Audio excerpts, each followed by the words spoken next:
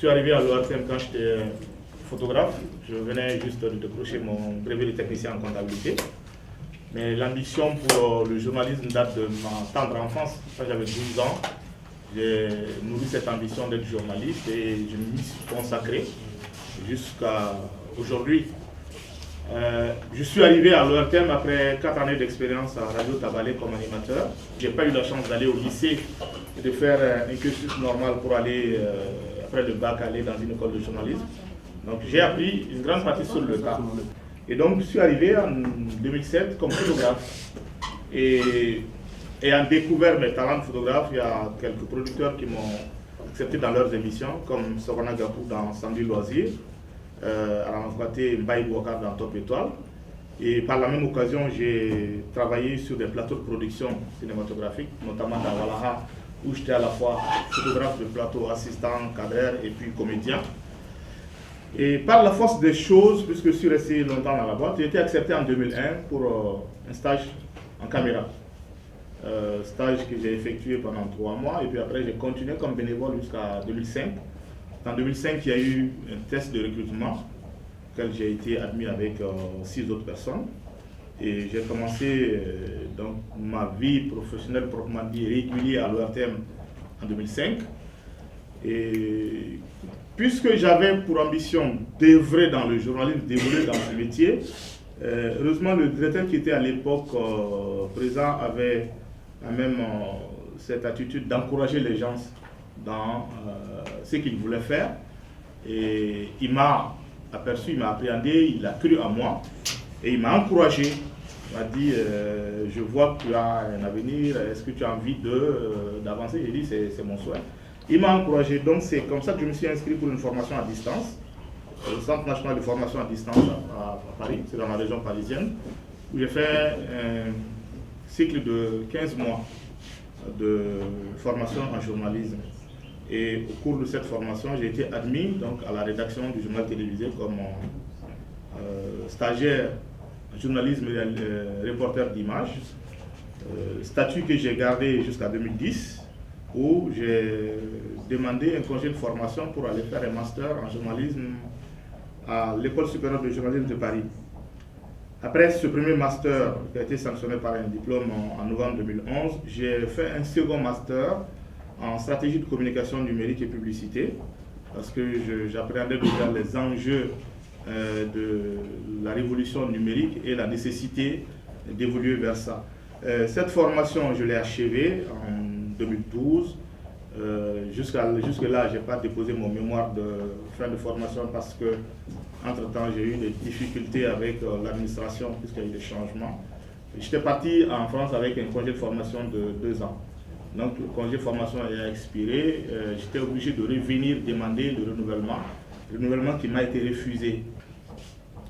Aujourd'hui, je me présente devant vous pour porter un projet au nom de tous ces hommes et ces femmes qui ont dédié leur vie à l'ORTM, qui ont l'amour de servir le Mali, qui ont à cœur de donner le meilleur d'eux-mêmes, mais qui n'arrivent pas à le faire parce que nous avons une crise de leadership au sein de la maison.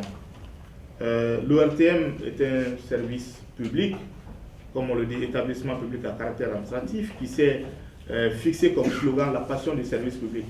Mais au regard de ce qui se passe aujourd'hui sur la scène, vous discutez avec un ministre de la République, il n'est pas content de l'ORTM. Vous discutez avec le président de la République, il n'est pas content de l'ORTM. Vous discutez avec le citoyen lambda, il n'est pas content de l'ORTM. Vous discutez avec le député, vous discutez avec le maire, personne n'est content de l'ORTM. Pourtant, ce sont les salaires, ce sont les impôts de tous ces gens-là qui servent à faire fonctionner l'ORTM. Alors je dis quelque part, ça ne va pas. Nous qui sommes à l'ORTM, nous sommes frustrés parce que nous estimons que l'État a une mainmise sur la maison. Ceux qui sont à l'extérieur nous traitent de fainéants, estiment que nous ne valons rien, nous ne faisons rien de bon. Et il y a une relation ambiguë entre la tutelle, l'exécutif et nous, qui fait que les gens se sont retrouvés quelque part muselés. La hiérarchie étant nommée par décret pris au Conseil des ministres, le directeur général se sent rédévable vis-à-vis de la tutelle et se refuse certaines libertés. Cet état de fait a conduit un peu à tuer l'initiative à l'ORTM. Vous avez des hommes et des femmes pétris de talent qui ont des niveaux indescriptibles. L'essentiel des agents, des travailleurs, je parle par exemple des journalistes et même de certains techniciens sont sortis des meilleures écoles. Nous avons, je pourrais dire, 30% des journalistes qui sont formés en Union soviétique, 30 autres qui sont formés à Dakar au CESTI, les autres soit à Paris ou dans les écoles de formation ici. Donc ce n'est ni la compétence ni le talent qui manque, mais nous avons une crise de leadership. Une crise de leadership parce qu'on ne laisse pas les gens s'exprimer. On n'a pas encore libéralisé l'expression plurielle, on n'a pas encore libéralisé à l'ORTM l'expression tout simplement du talent. Alors moi j'estime que tout projet social qui n'est pas basé sur la valorisation de l'humain est voué à l'échec. Mon combat donc est celui de ces hommes et des femmes à l'ORTM qui n'aspirent qu'à une seule chose, s'épanouir dans leur travail, faire ce qu'ils ont envie de faire, s'amuser dans ce qu'ils ont envie de faire. C'est à ce prix qu'ils pourront servir au mieux les Maliens, qu'ils pourront servir au mieux l'État, qu'ils pourront servir au mieux le gouvernement. Alors, j'ai pendant les 19 années que j'ai passées à l'ORTM côtoyé des hommes et des femmes. J'ai participé à des succès. J'ai également entendu des cris d'angoisse, de détresse de mes collaborateurs, de mes confrères et consoeurs. Aujourd'hui, je peux vous assurer qu'il y a au moins une vingtaine d'agents de l'ORTM qui sont à la maison. Pas parce qu'ils le veulent, parce qu'ils sont dégoûtés d'un système marginalisant, parce qu'ils sont dégoûtés d'un système qui les casse, parce qu'ils sont dégoûtés d'un système qui ne laisse aucune place à l'expression tout simplement du professionnalisme. Et cela est inadmissible aujourd'hui au XXIe siècle.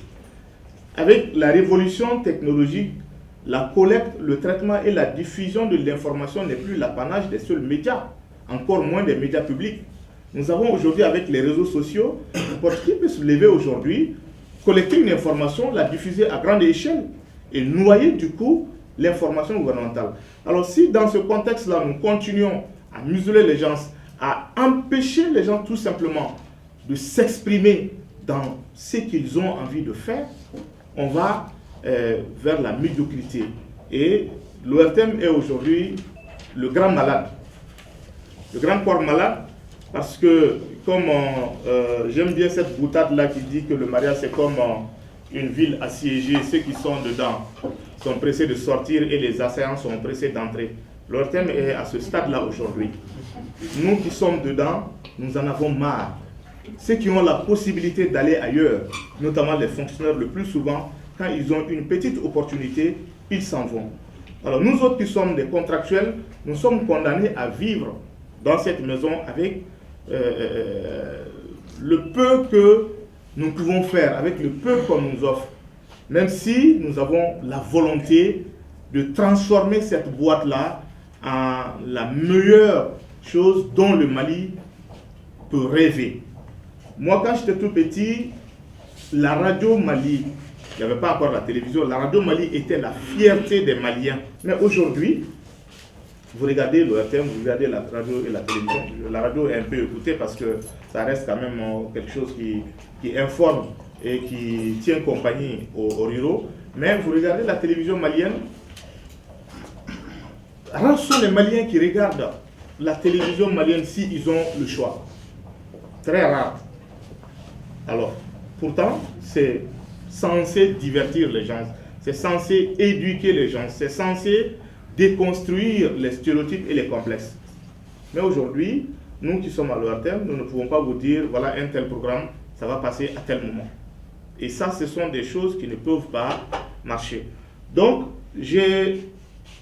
au regard de tous ces constats, j'ai souhaité m'entretenir avec la presse sur ma candidature. Dès l'instant qu'on a ouvert le poste de directeur général concurrence, j'ai dit, nous n'allons plus nous asseoir pour critiquer, pour respecter dans notre coin, il faut oser. J'ai décidé de postuler pour le poste de directeur général pour redonner confiance aux travailleurs de l'ORTM, pour rendre à César ce qui est à César. Moi, je suis fasciné par le talent que nous avons. Vous voyez, quand une équipe extérieure vient pour travailler avec l'ORTM, mais le produit qu'ils sortent avec les agents que nous avons, ils sont dépassés. C'est extraordinaire. On dirait que ce n'est pas le même monde. Donc le problème, c'est au sommet, c'est un problème de leadership. Et ce problème de leadership-là, on ne pourra le résoudre que lorsque nous prenons nos responsabilités nous-mêmes. C'est pourquoi moi j'ai décidé, au nom de toutes ces femmes, de tous ces hommes qui rêvent d'un autre ORTM, j'ai dit, je serai ce capitaine d'équipe qui va conduire ces hommes et ces femmes vers leurs rêves. Nous avons la possibilité de sortir les meilleurs produits possibles du terroir, de faire les meilleurs reportages possibles, de faire les meilleurs débats possibles, mais à condition qu'on nous laisse faire ce dont on a envie de faire. Que la tutelle assume ses responsabilités quand quelqu'un ne travaille pas en fonction de l'éthique et de la déontologie de son métier, qu'il soit sanctionné, mais qu'on laisse la liberté aux gens de travailler, d'évoluer. La démocratie a été acquise à ce prix-là. La liberté d'expression est garantie par la Constitution. Mais il est inadmissible de savoir aujourd'hui que depuis l'avènement de la démocratie, l'expression plurielle n'a jamais été acquise à l'ORTM à 100%. Aujourd'hui, un syndicat se lève pour déposer un mot d'ordre de grève, ça ne sera jamais diffusé à l'ORTM. Mais paradoxalement, ce même syndicat arrive à un accord avec le gouvernement, on le reçoit avec tous les honneurs, on enregistre son message. C'est inadmissible. C'est inadmissible. Il faut que ces comportements-là changent. Et moi, avec toute l'équipe que j'ai avec moi, même si vous ne voyez aujourd'hui personne à côté de moi, il y a des hommes et des femmes qui croient en ce projet et qui soutiennent ce projet, qui veulent qu'on aille vers le changement. Alors, que ce soit Makamfi qui soit retenu par la commission de sélection ou que ce soit quelqu'un d'autre, notre mission, notre volonté, c'est de dire que c'est assez. Maintenant qu'il faut libérer l'expression, qu'il faut libérer l'initiative à l'ORTM. J'ai parlé tout de suite de l'expression plurielle, mais je vais encore insister sur la valorisation et la promotion des ressources humaines. Nous avons besoin d'être valorisés à l'ORTM. D'être valorisés à ce sens que tous ceux qui ont décidé de venir à l'ORTM, ce n'est pas parce qu'ils manquaient d'emploi, c'est parce qu'ils rêvent d'évoluer dans un média. Et ils ont estimé que l'ORTM est l'espace, le cadre approprié pour ça. Et pour cela, il faut que ces hommes et ces femmes qui ont dédié leur vie soient accompagnés. C'est scandaleux qu'à l'ORTM, quand vous arrivez, vous vous formez sur le tas. Même ceux qui arrivent comme stagiaires, il y a très peu d'encadrement. Le personnel est laissé à lui-même. Vous initiez vous-même votre plan de carrière, votre formation. Vous avez envie d'évoluer, vous devez faire recours à vos propres qualités, disons, relations, pour pouvoir vous former, pour améliorer vos compétences. Cela ne peut pas faire marcher une entreprise comme l'ORTM. Comme toute entreprise de presse, la mission de l'ORTM, c'est de collecter de l'information qui est sa matière première, de la transformer en un produit fini, destiné à la vente. Et les consommateurs, les téléspectateurs et les auditeurs étant des clients.